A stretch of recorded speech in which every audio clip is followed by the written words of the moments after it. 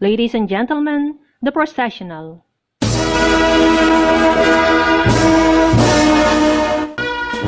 Presenting the school officials, the teaching staff, and the completers of Runruno National High School.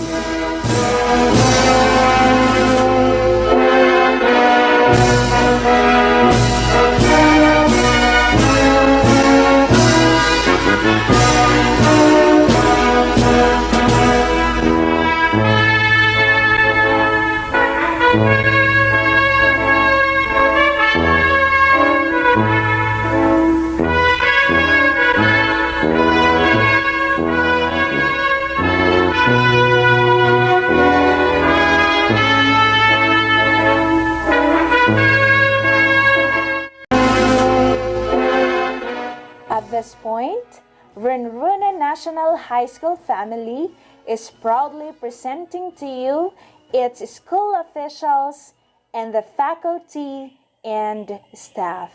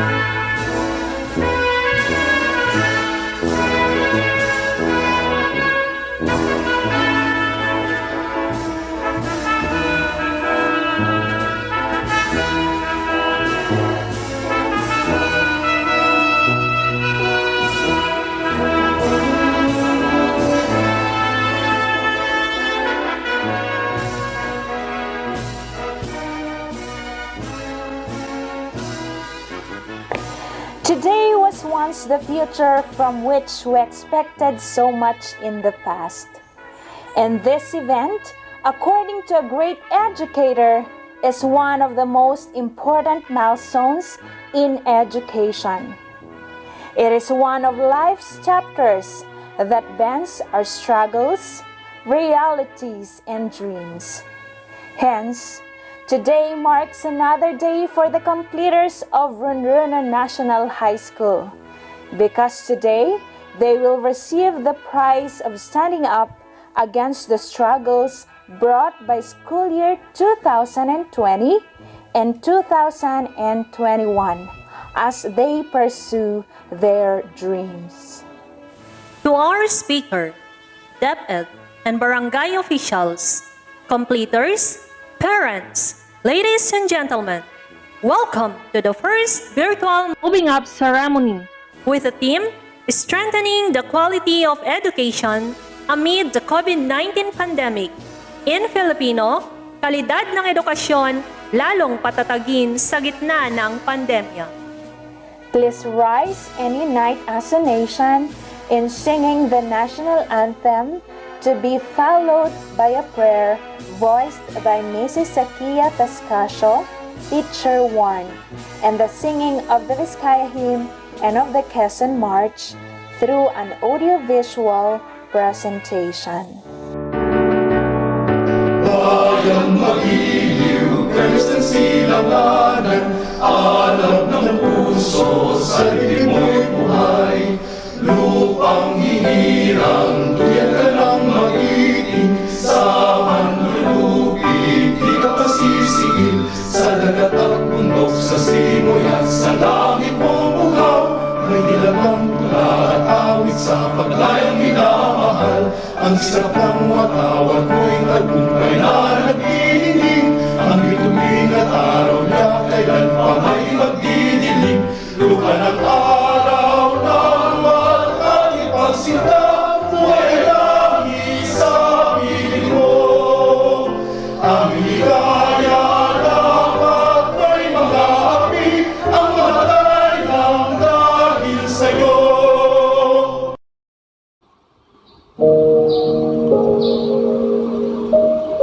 God of our beginnings, we thank you for the gifts of these completers as they step forward into the world that awaits.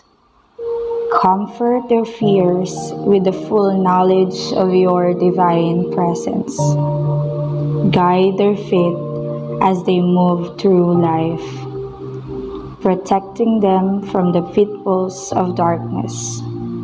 Help them to put the knowledge, skills, and insights gained through their education to use for the good of all humankind.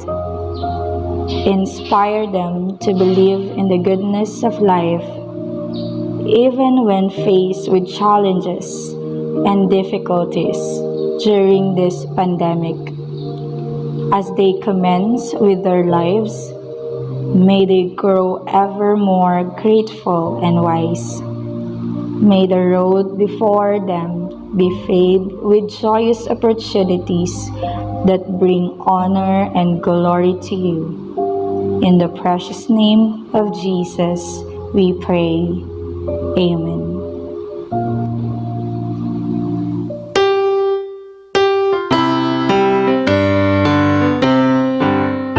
Ginget nga ayan, tital na ken ragsak, ken amma nga, itantanok anak, patagturod nga, namayeng meng, mang tedrag, ugaget ti agtaeng, bimalitok, taytayak makita, namsek akay, kayot bantay syera, ayos ti magat, upog sa dinas, o Vizcaya nga imnas. Dakam nga anak mo Vizcaya, si tatak neng si wawaya-waya, biag idaton biken ka Vizcaya, si pupudno kang ken ko, tawagay way mo Vizcaya, itagay mi awan dwa-dwa, dayaw mo ti income, tula ikan kanta, dungdung wen mi a Vizcaya. Dakam nga anak mo Vizcaya, si tatak neng si wawaya-waya, biag idaton mi ken ka Vizcaya, si pupudno kang ken ko, tawagay way mo o Vizcaya, itagay mi awan dwa-dwa, dayaw mo tinkam, tula ikan kanta, dungdung wen mi a Vizcaya.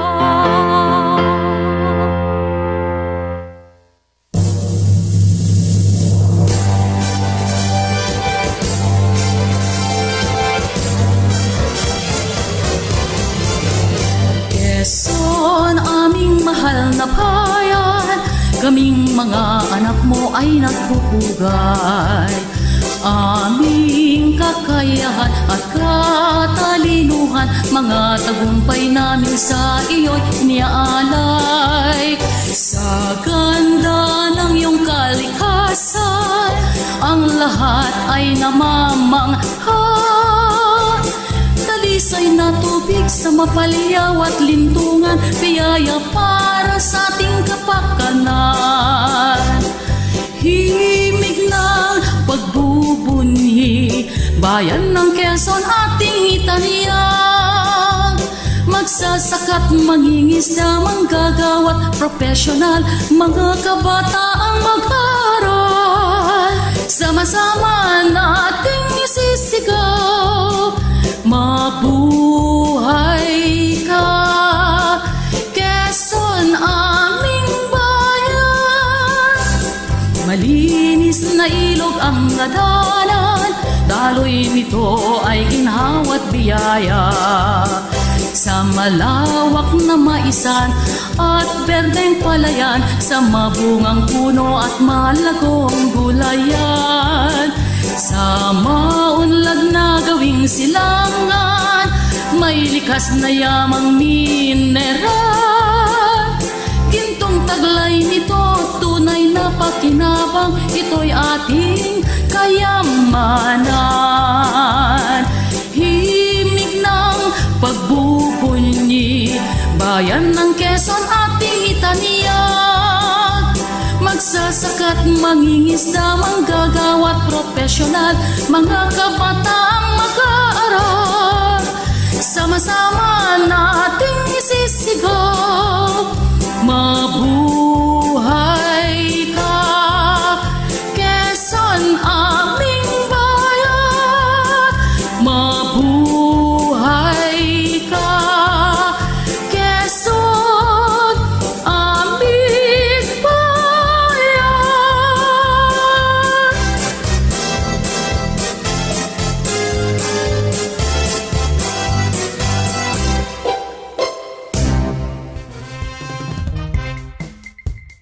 To formally open today's program, we shall listen to the remarks of Honorable Grace P. Damaso, GPTA President. To our DepEd Secretary, Leonor Magtulis Briones, DepEd Central Office Personnel, Dr. Benjamin Paragas, DepEd Regional Office Personnel, Dr. Rachel Eliana, School Division Office Personnel, Madam Robbie Gaho, District in Charge, Teaching Staff of Ronrono National High School, headed by Sir Jorly Tugade, Barangay Council, headed by Honorable John M. Babliing, graduates, completers, parents, and those who are watching, a pleasant day and welcome to everyone on this program. As the President of General PTA of this school, I now formally open this first virtual moving up and graduation ceremony of Ronrono National High School. Have a pleasant day and mabuhay ang kabataang Pilipino. Thank you. To inspire our spirit, we shall listen to the message of Dr. Benjamin D. Paragas, Regional Director of Region 2. My cordial greetings to all. During these tough times, as we operate within imperfect circumstances, we see the unfolding of one of the most beautiful things ever made on earth, the success of our young people in their academic journey as they inch day by day towards their dreams. To our dear learners, without a doubt, during these trying times, the struggles have been real and the challenges almost insurmountable. Today, we witness sense of purpose, direction, and meaning, winning over every sign of difficulty that came your way as you toiled ceaselessly in the vineyard of education. Our theme this year is strengthening the quality of education amid the COVID-19 pandemic in a huge way recognizes our strength as people who cannot be floored by even the strongest of challenges. In fact, we have proven that together, working for a common vision, we are an armada of strong-willed individuals who cannot be swayed and discouraged by tribulations. Thanks for that deep sense of motivation that makes half the job accomplished. We have also shown that innovative minds always rule the day, and that makes us prepared to confront each challenge that will beset us. The years do not promise an easy journey, and with the threat of the pandemic still lurking around, the going will get tough, and the tough must keep going. And the spirit cannot be broken and will surely prevail. It is an irrefragable fact that despite our cling to varied ways of life, we have shown how united we can be in advancing the common agenda in education. We have done our share in realizing our ultimate goal of producing holistically developed K-12 basic education curriculum graduates who are not only knowledgeable and competent, but also value-laden and discerning. We are diverse in culture, and so we may have varied performances in all that we do, but we share a common goal to be the best version of ourselves so we can be of help to others in the best way we can. Our sense of shared destiny has allowed us to bend without breaking, to attune our actions and efforts to the agenda of national leadership, but it too proved that we can do so without diminishing our long-held principles, that indeed it takes a village to raise a child. Each one of us, no matter how diverse, is a strand in the colorful fabric of human civilization. This is the value that we want you, our dear graduates, to embrace and be proud of. Our sense of identity, either on a regional or national landscape, must remain an important consideration in achieving our goals, and compromising it to favor new thoughts and ways of thinking must never be an option. We must continue to prove the world that even in the face of a dreaded pandemic, quality education can have its way through. The Department of Education Region 2 has unambiguously laid down in its Regional Education Development Plan all its projects, programs, and activities that shall inspire service above self and only about the future of learners who shall eventually assume significant roles in nation building. May you continue to be a proof that the kind of education our country is one for the world to share. Congratulations, dear parents, dear teachers, and to all of you learners. Mabuhay kayong lahat.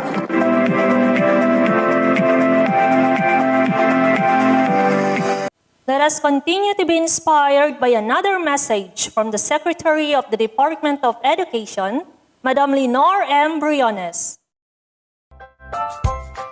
Good day to each and everyone who is attending virtually present at this time of our graduation ceremonies for our beloved and very precious graduates for the school year which ends at this time.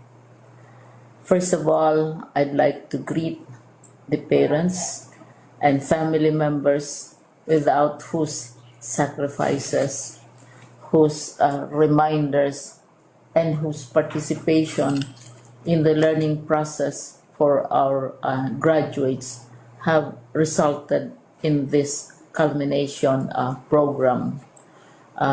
This year, your role has changed drastically, where we've always thought, we've always believed that the matter of educating our children rests nearly exclusively on our teachers and our staff.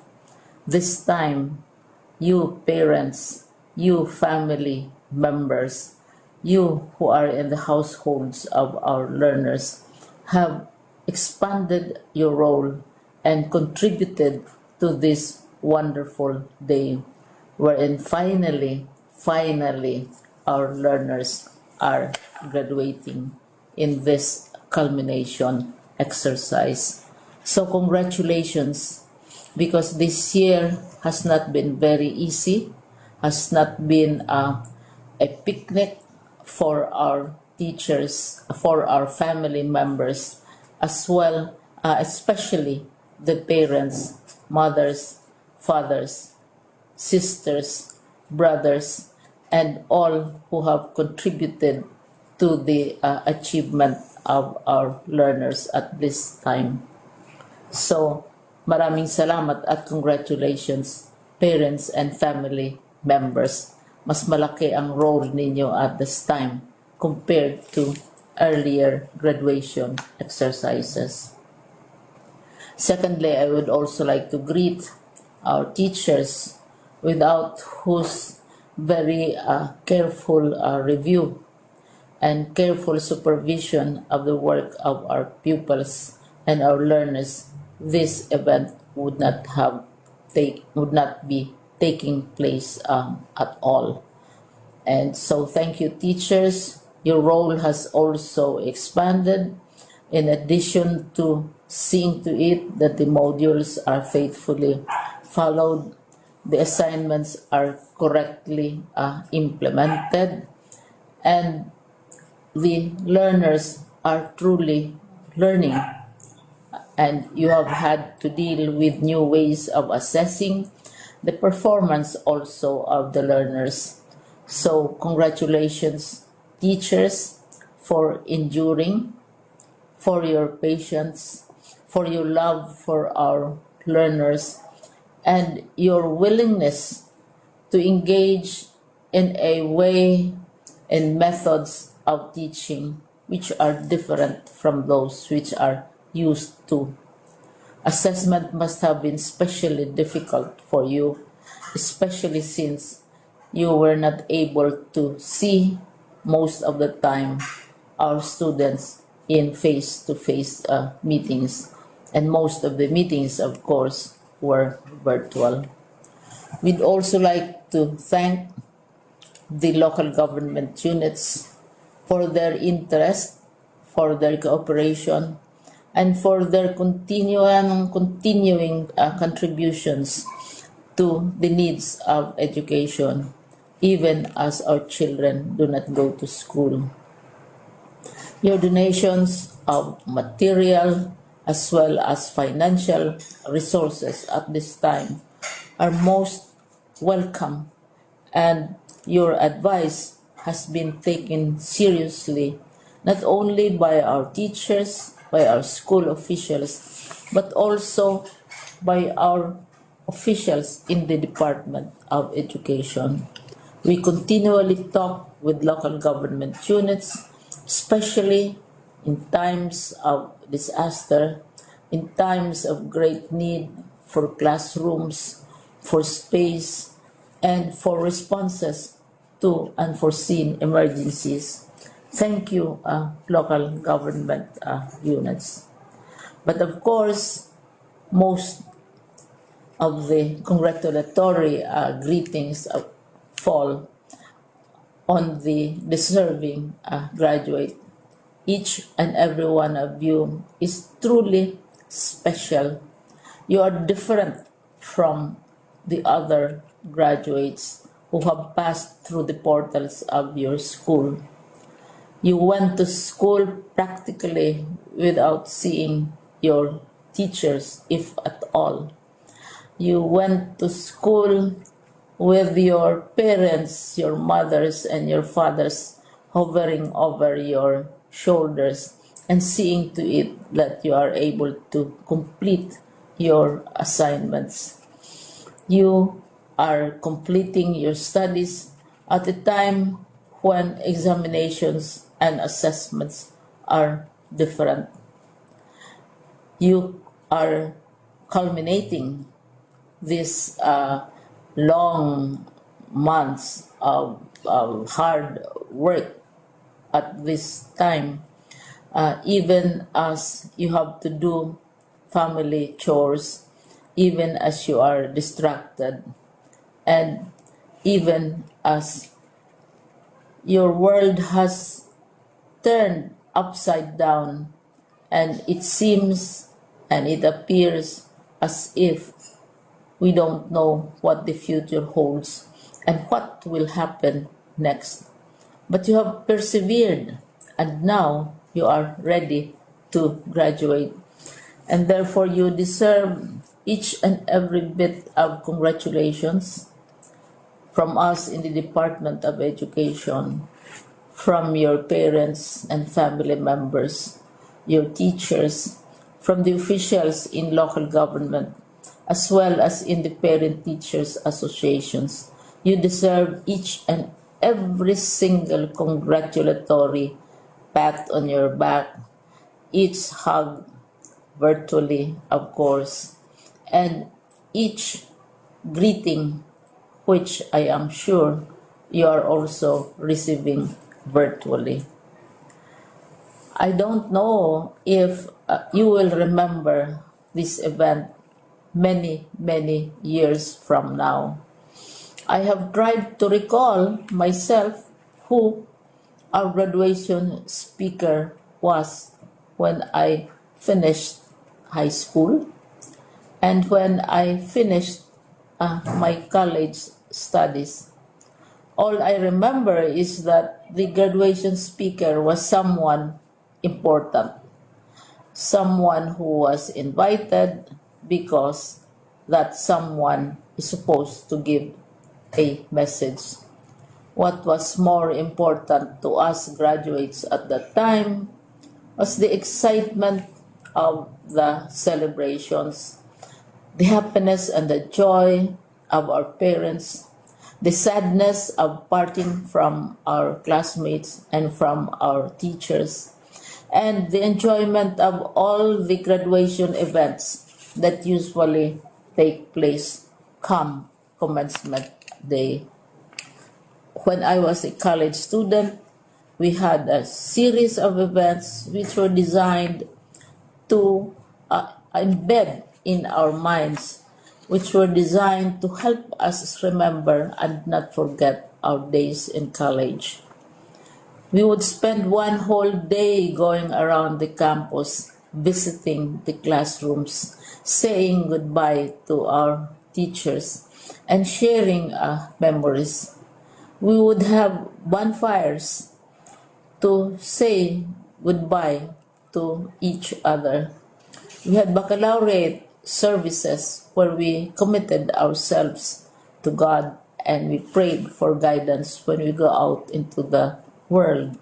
So many celebrations, and the speaker, of course, is the least important and easily forgotten component of the graduation exercise.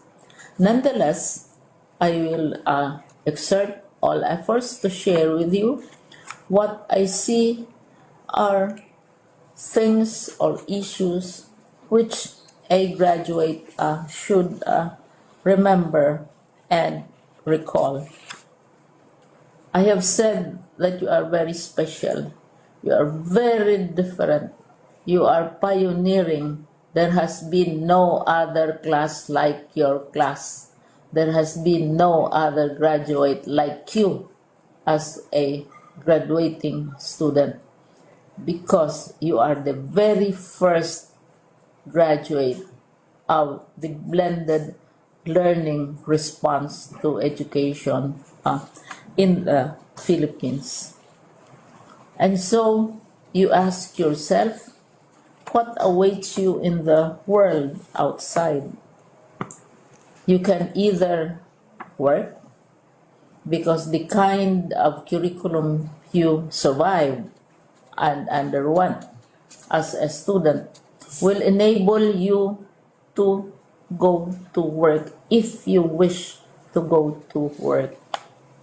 Some of you will proceed to further studies, and this would be a wonderful thing because there are many opportunities for further expanding your knowledge, for further answering and looking for explanations of issues, events that make you curious, especially in science, in technology, and also in the arts.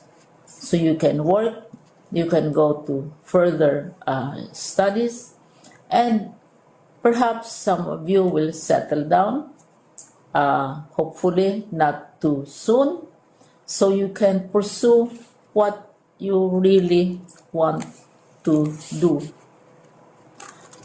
So today, this is why we call this exercise a commencement exercise. It's not the end of our studies. It's not the end of all our efforts with blended learning, with modules, with floods, with earthquakes, and of course with COVID. It's a commencement of doors opening to you. More doors will be opened because you are a graduate. You can work, you can proceed for further studies, you can help your parents, and you can perhaps look for opportunities to do what you have always wanted to do, whether at work, whether at advanced studies, whether at learning more in science and technology, in mathematics, and in the arts. All of these opportunities are available to you. More doors are being opened.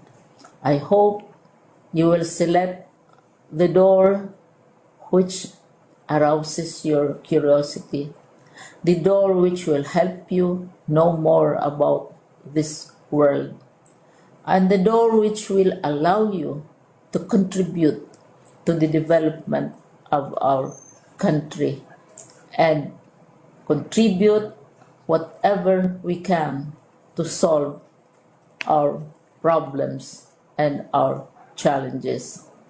Congratulations once more to each and every one of you. Congratulations to you, parents and family members. Congratulations to you, teachers. When I was chair of the board of Silliman University, each time we had graduation ceremonies during the baccalaureate and during commencement itself, I would cry. I would cry because you are sending out into the world a new batch of graduates, and we want to be sure that what is awaiting them is appropriate. We want to be sure that they are ready for what awaits them when they select which door to open. And so, we tell you, go out to the world, do whatever you want to do. God be with you, and be assured that all of us love each and every one of you. Congratulations.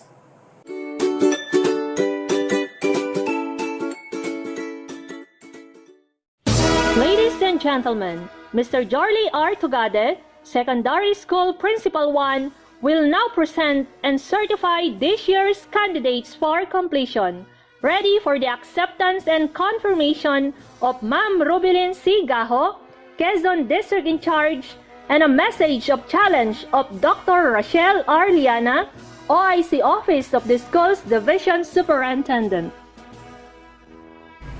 Our Schools Division Superintendent, Dr. Rachel R. Liana, CESO 6. Our Assistant Schools Division Superintendent, Dr. Mary Julie A. Cruz, CESE. BLGU officials, headed by Honorable John M. Babliing. SGC and PTA officials, headed by Pastor Victor Conde and Honorable Grace P. Damaso, respectively. Dear teachers, parents, our dear completers, friends, ladies and gentlemen, good morning. To our Schools Division Superintendent, Dr. Rachel R. Liana, CESO 6. I have the honor to present to you the candidates for completion of Runruno National High School for school year 2020-2021. There are 46 males and 45 females, a total of 91 candidates for completion month. I hereby certify that they have satisfactorily completed all the requirements of the junior high school under the Enhanced Basic Education Curriculum prescribed by the Bureau of Secondary Education, Department of Education. To our district in charge, Ma'am Rubilin Sigaho, they now await for your confirmation, ma'am. As certified by your school head that you have successfully completed and complied all the requirements prescribed by the junior high school under the K-12 program. As your district in charge, by the authority vested in me, by the Schools Division Superintendent, Dr. Rachel R. Liana, CESO 6, I now confirm you completers of school year 2020-2021. Congratulations! My earnest greetings to our dearest DepEd officials, our provincial and municipal local government officials, officials of partner agencies, community and civic stakeholders, parents, school heads, administrators, teachers, other personnel and staff, graduates, movers and honorees of the school year 2021's Year-End Rights and theme, Strengthening the Quality of Education Amid the COVID-19 Pandemic, Kalidad ng Edukasyon lalong patatagin sa gitna ng pandemya. We have reached this moment of passage which has come full circle. Our Year-End Rights, graduation and moving up ceremonies mark the end of one very challenging school year, a very new learning journey for all of us.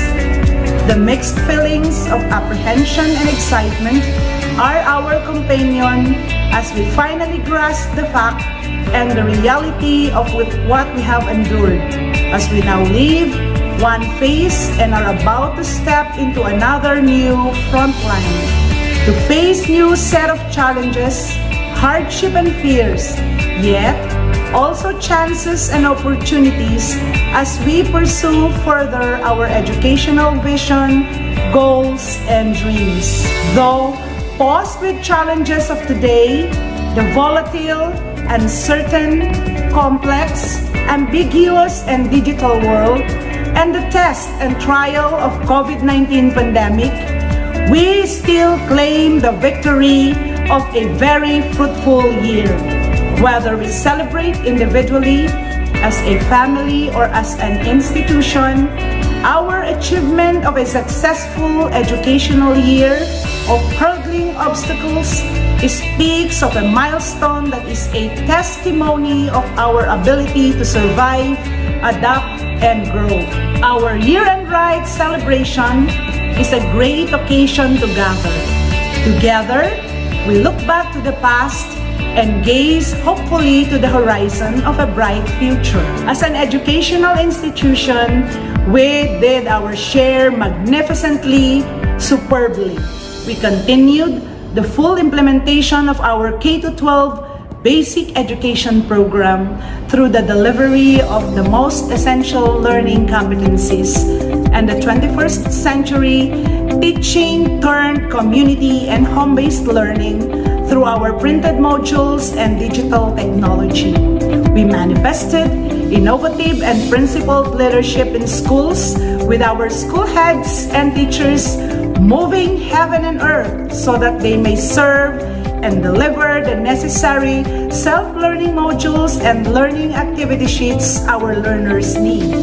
We work persistently on building partnership with our stakeholders for our school and learners' necessities, from the generation of resources for our learning materials to the maintenance of safety, readiness, cleanliness, and orderliness of our schools. We see how things have changed.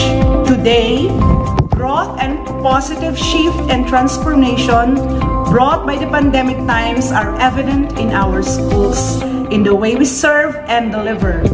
This has, for everyone, brought a sense of solidarity and unified spirit, a feeling of pride on the many accomplishments attained. We remain optimistic of the new talents, new interests, and adaptations, of old repertoire being replaced by new, of former understanding being superseded with new knowledge. Amid the COVID-19 threat, we still live in a wonderful and vibrant community, helped along through by the unending love and dedicated work of all of you great men and women of DepEd.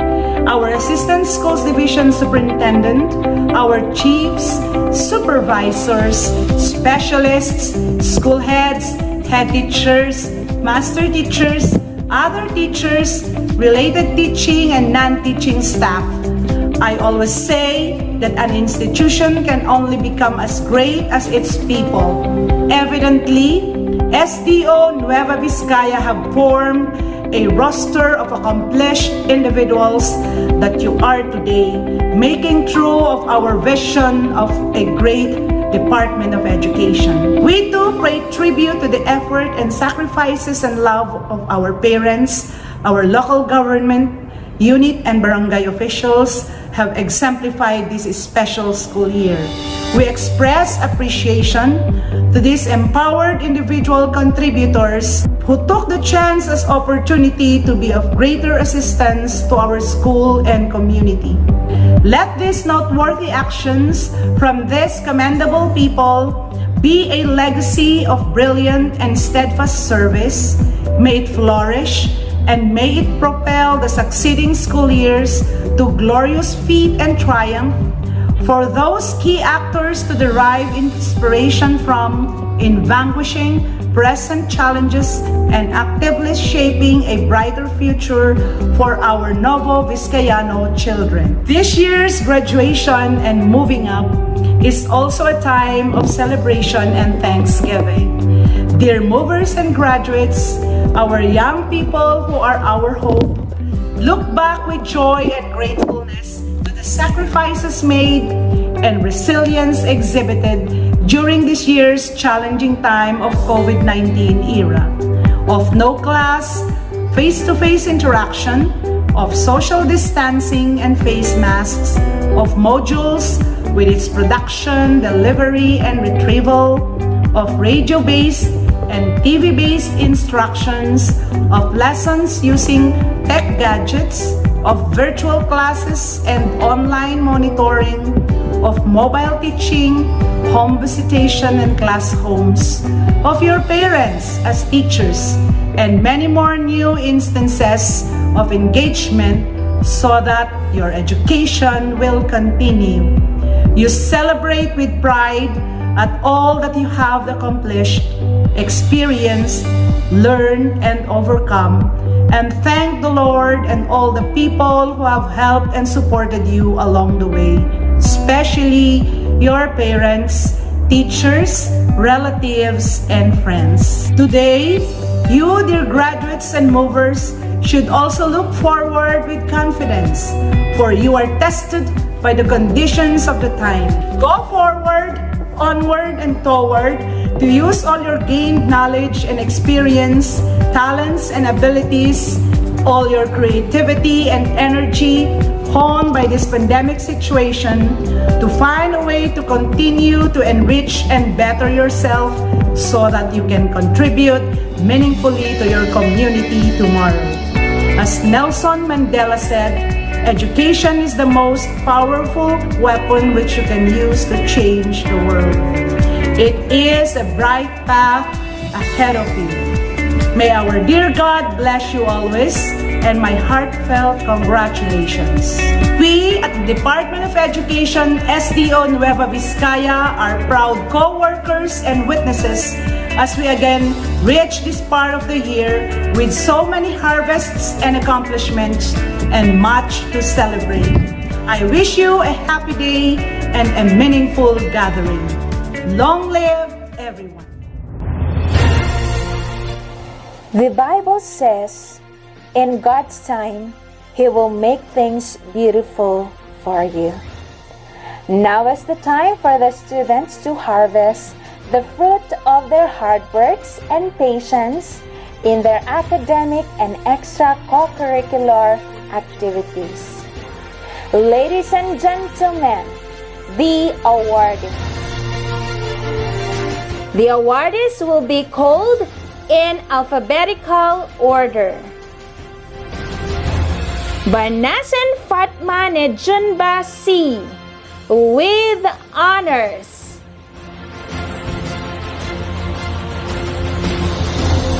Karimpal Marian M.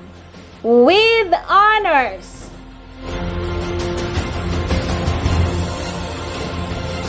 Dumulag Wilhelm Pearl A. with honors.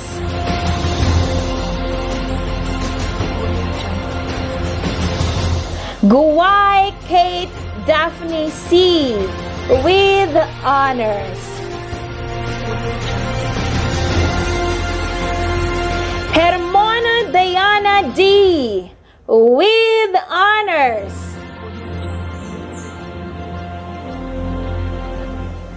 Tindaan April Joy C. with honors. Tulon Norwin L. with honors.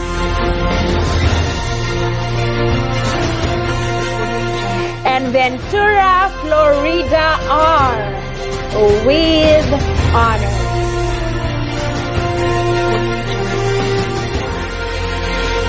Congratulations!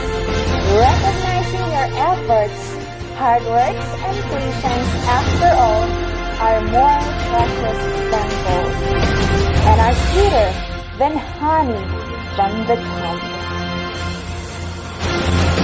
Tony Robbins once said, "Life is a gift and it offers us the privilege, opportunity, and responsibility to give something back by becoming more." Our guest speaker for today used her life by becoming more after graduating at St. Mary's University with the degree of Bachelor in Secondary Education, major in Filipino by sharing her talents and skills in church ministries, which made us her greatest achievement in her life.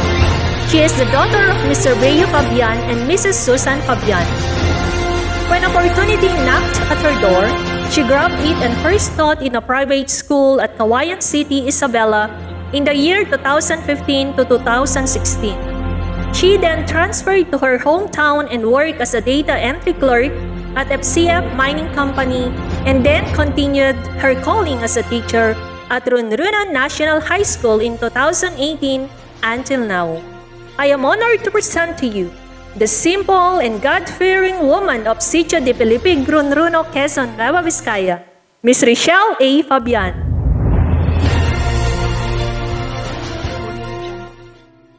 Sinasabing ang edukasyon ang susi ng tagumpay. Sino nga bang may ayaw na magkaroon ng magandang trabaho, ng sariling bahay, ng sariling sasakyan, ng masayang pamilya, at ng kung ano pang makapagbibigay ng kasiyahan at kaginhawaan sa buhay? Ang lahat ng ito ay pagkilala sa marami bilang isang matagumpay at masaganang pamumuhay na bunga ng pagkamit ng sapat na edukasyon. Kung kayo'y aking tatanungin, bakit mas pinili pa rin ninyong mag-aral sa kabila ng mga epidemya o pandemya sa buhay? Ito lamang ang alam kong mga posibleng dahilan kung bakit kayo ay nag-aral sa paaralang ito ng Runruno National High School. Una, dahil sa inyong pagsunod sa inyong magulang o ng sino mang nagsilbing magulang o tagapayo ninyo. Pangalawa, dahil gusto rin ninyo na matuto ng mga iba't ibang bagay at mapabuti ang inyong buhay. At pangatlo, dahil gusto ninyong may mapatunayan kayo at makatulong sa ibang tao. Maaari din naman na gusto lamang ninyong umiwas sa responsibilidad o takasan ng mga problema sa bahay o di kayo humanap ng mga kaibigang makakasundo at makakasama sa mga katuwaan o kasiyahan. Ano man ang mga dahilan na iyan, ang tanging hangad ng mga nagmamahal sa inyo ay ang inyong kabutihan. Ngayon, isa na namang tagumpay ang pagtatapos ninyo bilang mag-aaral ng ika-10 baitang at kayo'y handa ng humakbang sa mas mataas na antas ng pag-aaral. Sa gitna ng pandemya, alam namin na ginawa ninyo ang mga paraan na alam ninyong makatutulong sa inyo para matapos lamang ang mga ipinagawa ng mga masisipag ninyong guro. Tama, masisipag na guro dahil sila ang unang nagsipag at nagsipaghanda ng mga module ninyo. Isang guro ang nagbibigay sa inyo ngayon ng mensaheng ito. Makinig kayo sa maikling kwento ko. Ako ay isa ring mag-aaral noon dito sa Runruno National High School taong 2010-2011. Dahil minithi kong makapagtapos sa pag-aaral, nagsumikap ako na gawin ang mga dapat at iwasan ang mga hindi dapat. Ako'y nagbasa ng mga aralin at nakinig sa magagandang payo ng aking magulang, ng aking mga mabubuting kaibigan, mga guro sa paaralan at mga mangangaral sa simbahan. Kaya heto ako ngayon, nabigyan ako ng pagkakataon na magbigay ng mensahe sa inyo. Ayaw kong sayangin ang pagkakataon na ito na ibahagi sa inyo na ang naging susi ng aking tagumpay ay ang pagkilala sa Panginoon na nag-ingat at nagbigay ng lakas, kaalaman at kakayahan ko upang matapos ko ang aking pag-aaral sa kabila ng mga pagsubok sa pamilya, sa paaralan at sa relasyon sa aking kapwa. Kung ako'y pinagpala ng Panginoon sa pagkamit ko ng tagumpay na makapagtapos sa pag-aaral noon, ay hindi rin malayong mangyari na makamtan ninyo ang tagumpay, may pandemya man o wala. Basta't matutong sumunod sa kalooban ng Diyos na pawang mabubuti para sa inyong magandang kinabukasan.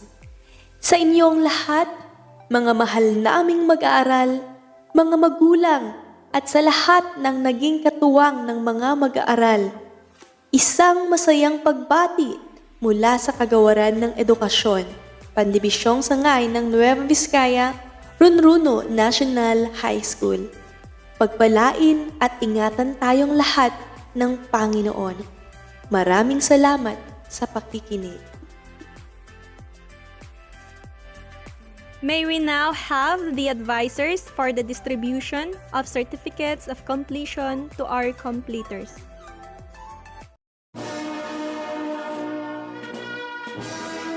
A blessed morning to everyone. I am happy and honored to present to you the completers of grade 10 Banawat. Ananayo Vincent C.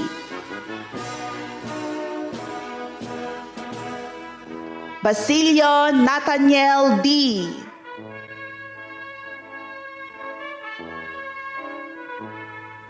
Binayan Jojo B.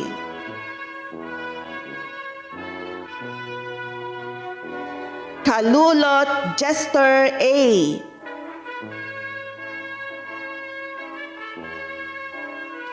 Dinamling Frederick Anthony B.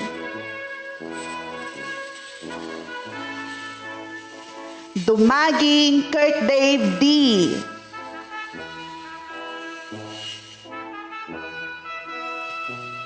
Embong Erickson B.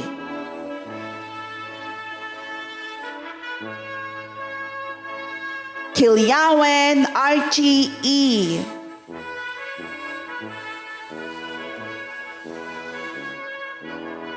Lawek John Brian G.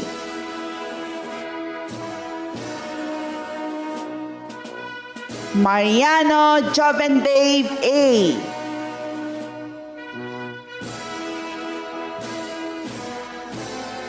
Omas Randy P.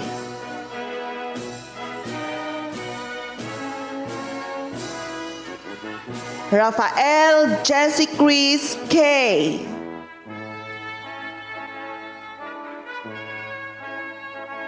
Ramos Harold J. M.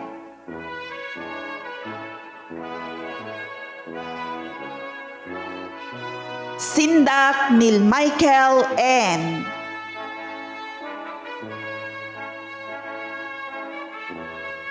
Babliing Shireen Richard G.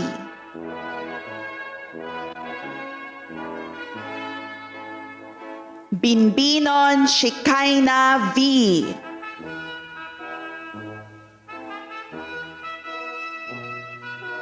Karimpal Marian M.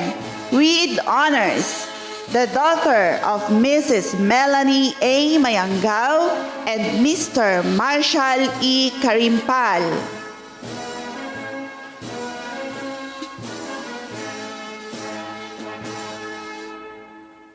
Danao Jasmine O.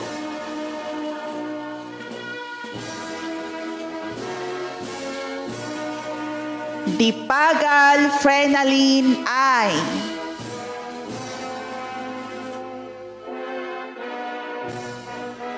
Dogwe Faith A.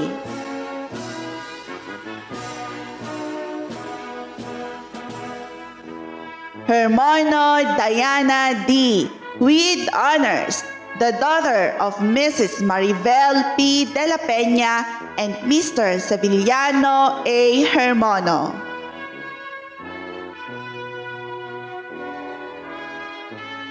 Kijatan Elena T.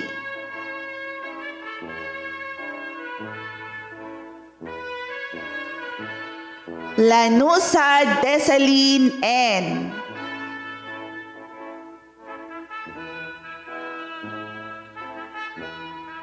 Linaga Matchgirl G.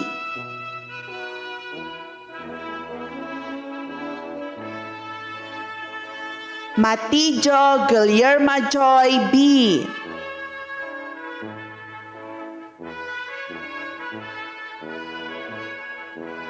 Mesa Janelle O.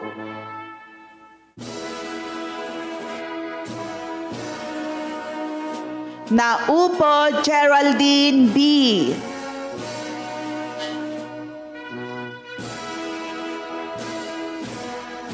Quijada Jocelyn B.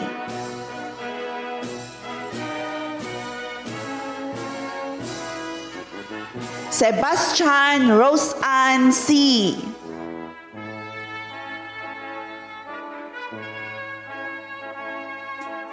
Tadeo Jerica B.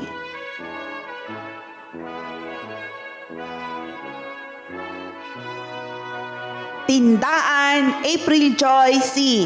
With honors, the daughter of Mrs. Elsie P. Carpio and Mr. Johnny D. Tindaan.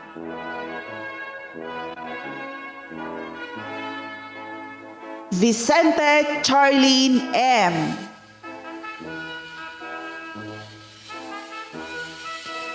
Everyone can see the success, but not everyone can see the passion and hard work it took to achieve it, especially in the midst of pandemic. To the completers and proud parents, congratulations!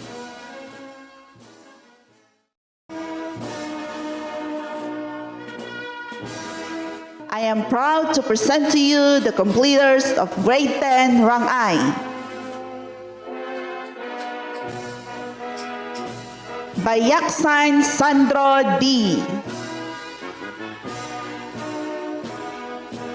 Shano Christian P.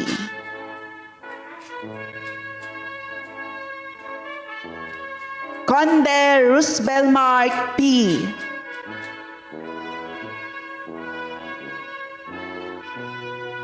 Conde Rustom B.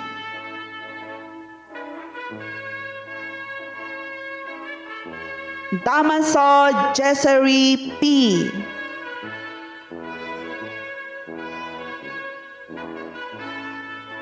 Fernandez Windelval C.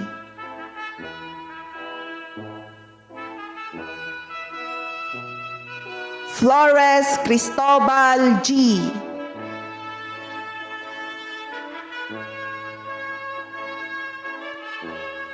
Inway Maniboy O.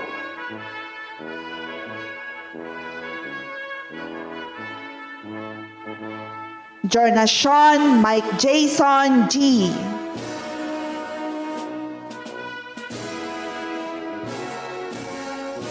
Lamsis Junel F.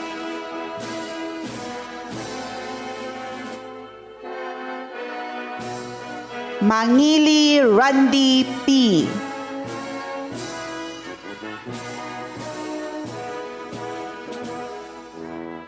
Misagal Renato Jr. B.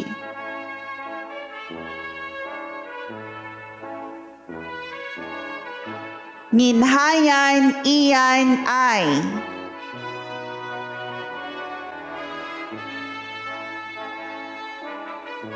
Omas Richmond L.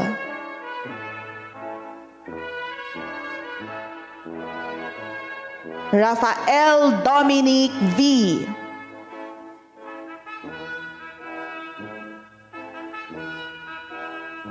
Sabino Jr. M.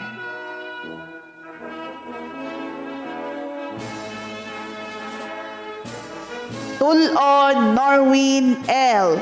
With honors, the son of Mrs. Antonia and Mr. Gavino D. Tulo. Akapuyan Kyla H.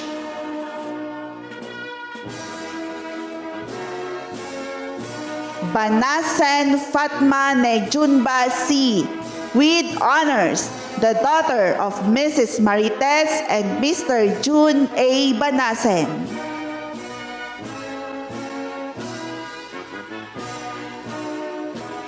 Bangunan Maricel G.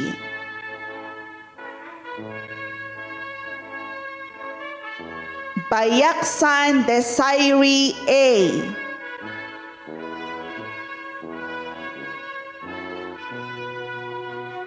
Comila Myra S.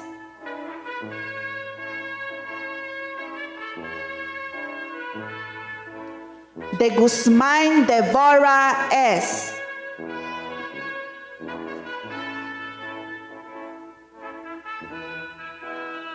Dinamling Jaina Marie B.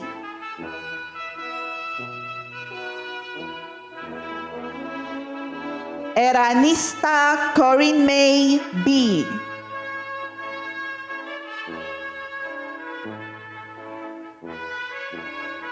Guay Kate Daphne C. With honors, the daughter of Mrs. Christine and Mr. Reneboy P. Guay.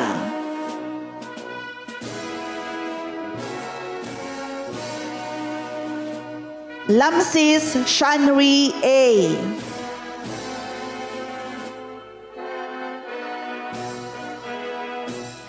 Mendoza Darlene M.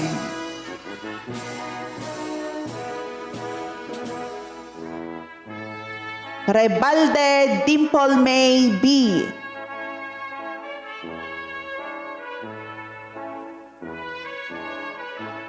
Sabiling April Joy C.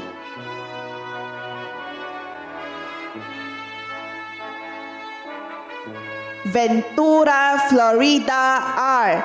With honors, the daughter of Mrs. Noela and Mr. Rosalio B. Ventura.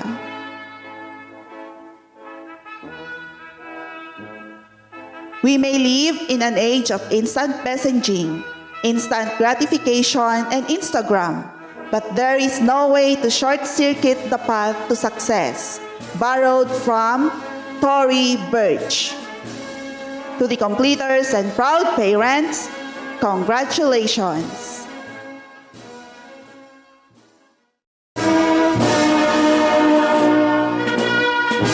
I am honored to present to you the completers of Grade 10 Sanyata.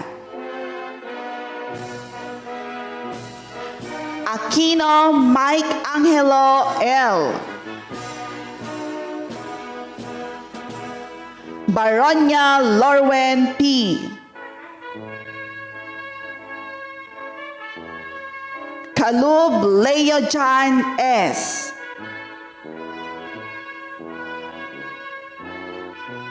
Kalub Ryan J. S.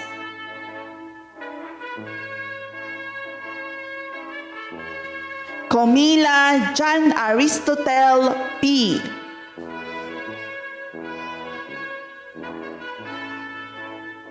Corinto Jansen Rayner P.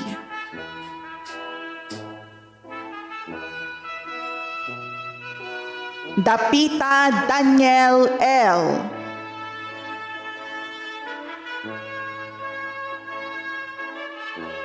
Julio Noel Q.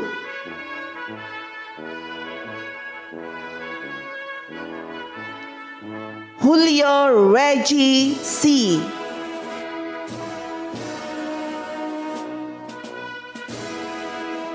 Libuatan Sinjan L.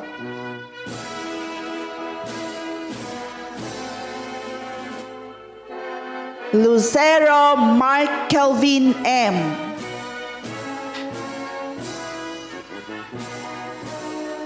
Neri Jemar P.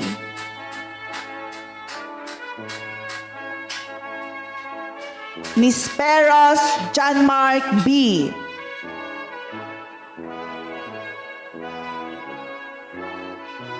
Ranches John Patrick A.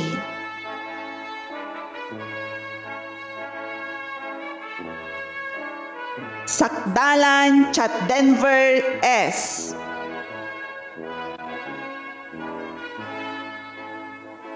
Alep Chris K.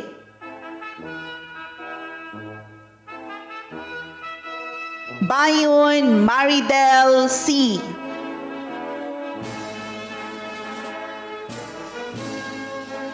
Dumulag Wilhelm Pearl A. With honors, the daughter of Mr. and Mrs. Wilson Dumulag.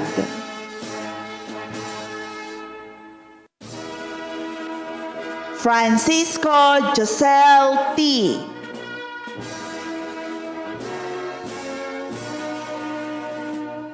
Galwan Lorivic M.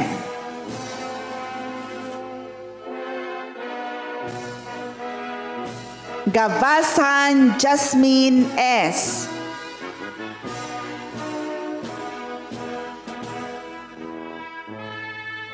Lime Reinhardt T.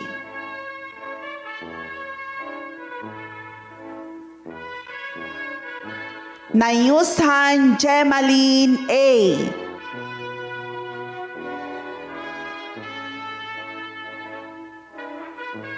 Shoko Mariela D.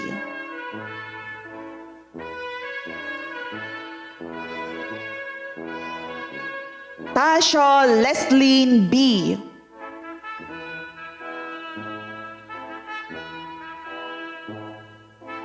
Takid Janes C.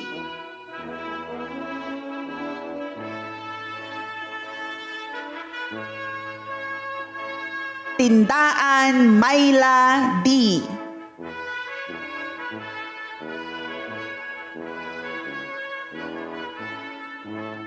Ulatan Shirley S.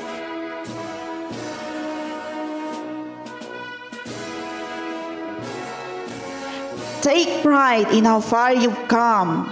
Have faith in how far you can go.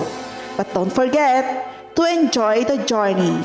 A quote from Michael Josephson.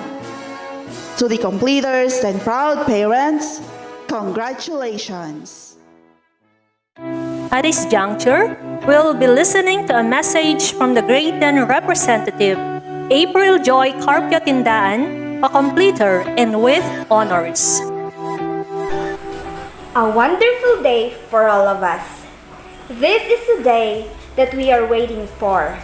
The day that we step up for the next level of our journey.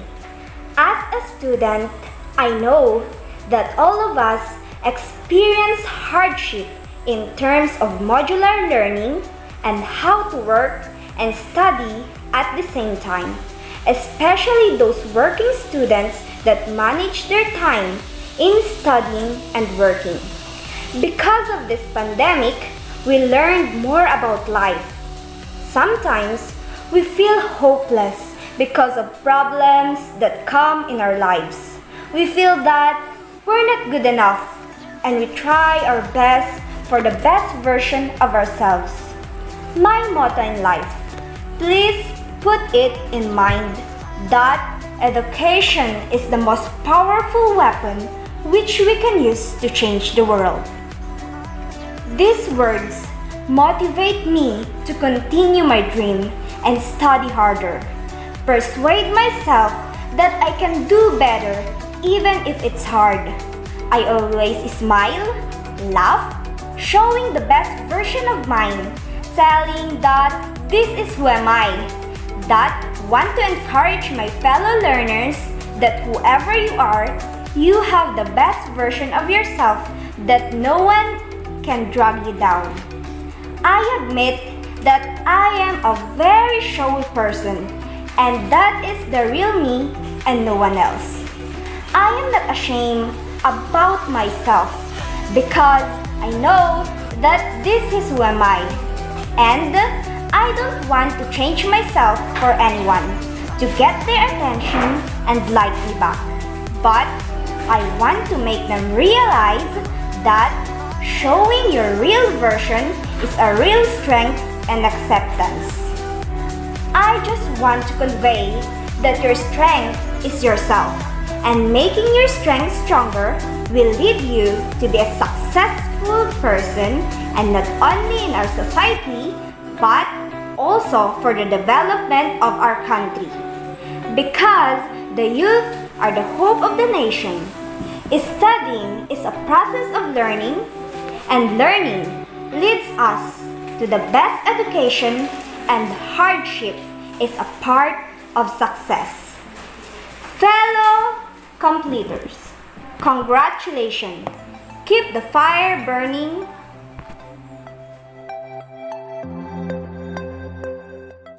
The end of one chapter is just the beginning of another. Read on. The best part is always yet to come, said Susan Gale. To finally end this chapter of life of our completers, may we listen to Mrs. Chonalyn B. Bentres, Teacher 3 and a junior high school subject group head, for her strong closing remarks. Isang mapagpalang umaga sa ating lahat. Tunay ngang binago ng pandemya ang ikot ng mundo. Lahat ng larangan ay hinamon, pati na sistema ng edukasyon. Subalit, ang bukang bibig ni Secretary Leonor Briones, education must go on. Sa pamamagitan ng modular learning modality, nagpatuloy ang pag-aaral dito sa Runruno National High School. Ang tanong, natuto ka ba?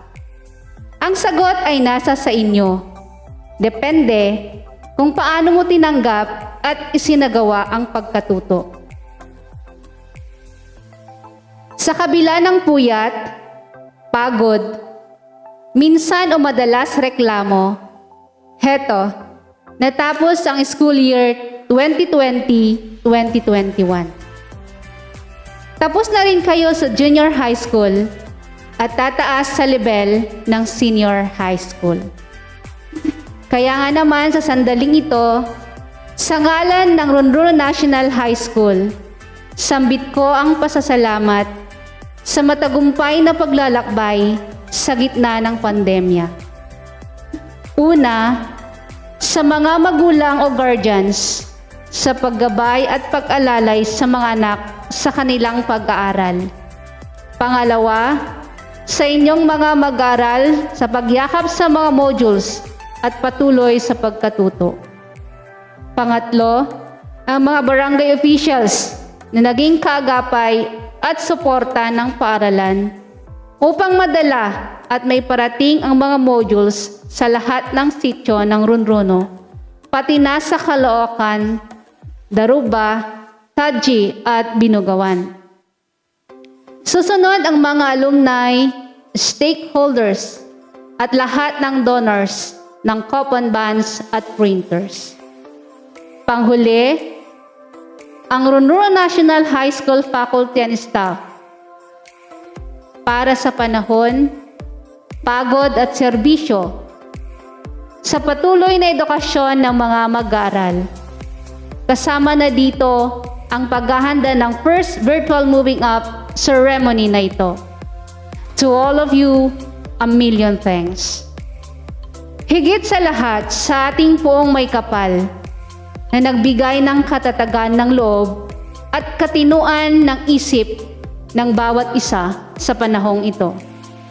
Mga minamahal naming mag-aaral, patuloy ang pangarap, patuloy ang pagkatuto.